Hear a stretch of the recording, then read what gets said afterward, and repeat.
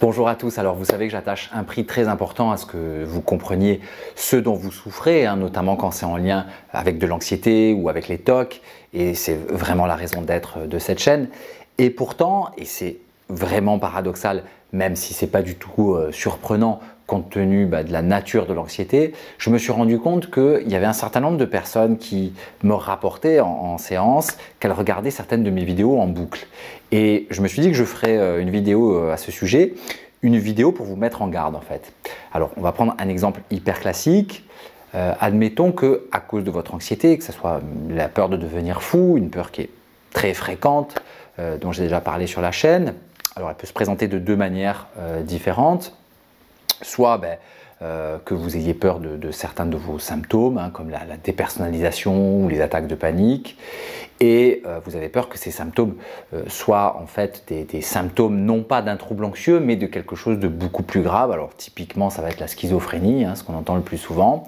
Soit, il y a une autre possibilité, c'est que vous avez peur qu'à force d'être anxieux, vous allez épuiser votre système nerveux, faire un crash monumental, une dépression sévère, et que les choses vont empirer jusqu'à une maladie mentale.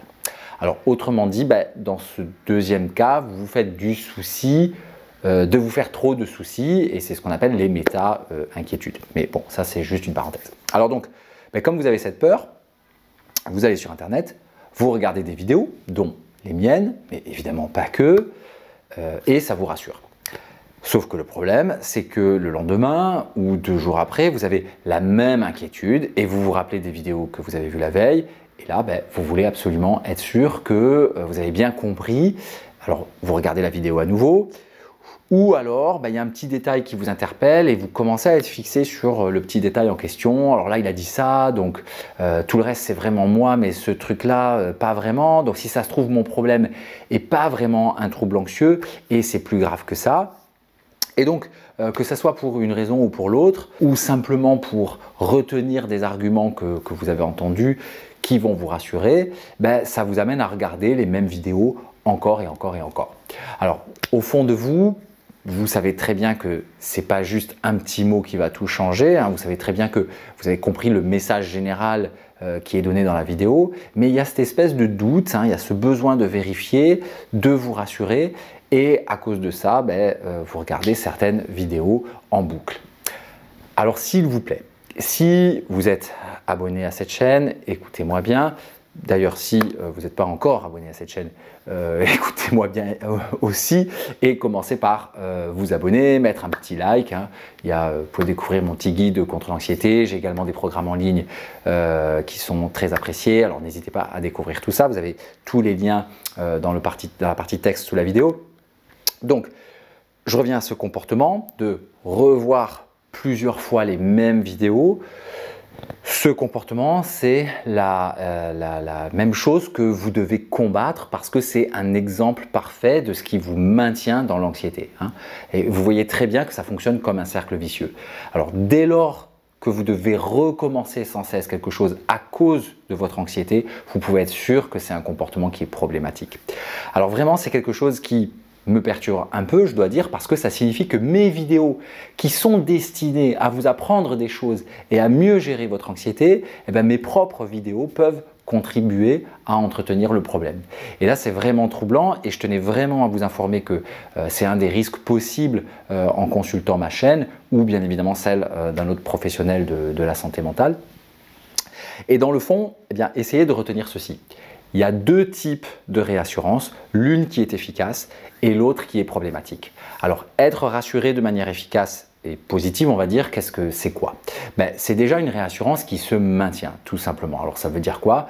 Ça veut dire qu'une fois que vous êtes rassuré, ça ne tourne pas en rond, ce qui, notez-le bien parce que c'est hyper important, ça ne vous rend pas nécessairement certain de quelque chose. Et donc, cette réassurance, elle n'élimine pas obligatoirement l'anxiété complètement. Si on prend un exemple, je vais dire, chérie, alors qu'est-ce que je fais? Qu'est-ce que je dis au garagiste? J'ai trouvé un peu ces explications un peu tirées par les cheveux. Est-ce que je fais les travaux? Est-ce que j'accepte le devis et peut-être je risque de perdre 1000 € ou je refuse et je vais voir ailleurs?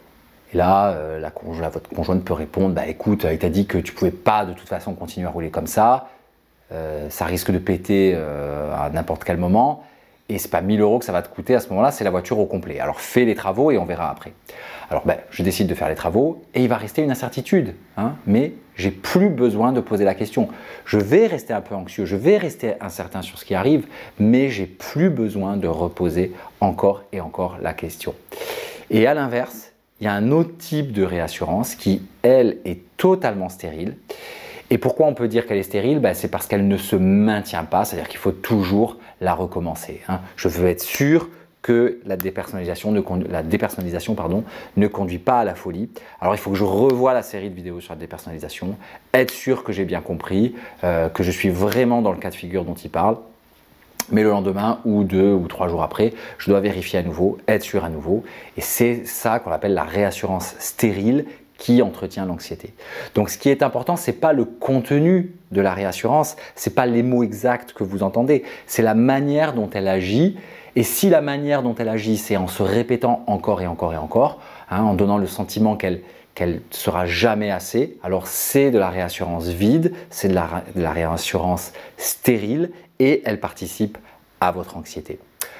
Voilà ce que je voulais vous dire. Donc une petite en garde, c'est quand même pas commun de mes propres vidéos. Si vous faites ça, faites attention. Voilà, alors la prochaine vidéo sera une FAQ. J'avais publié dans l'onglet communauté un petit message. Donc si vous avez des questions, ça sera la dernière vidéo avant les vacances.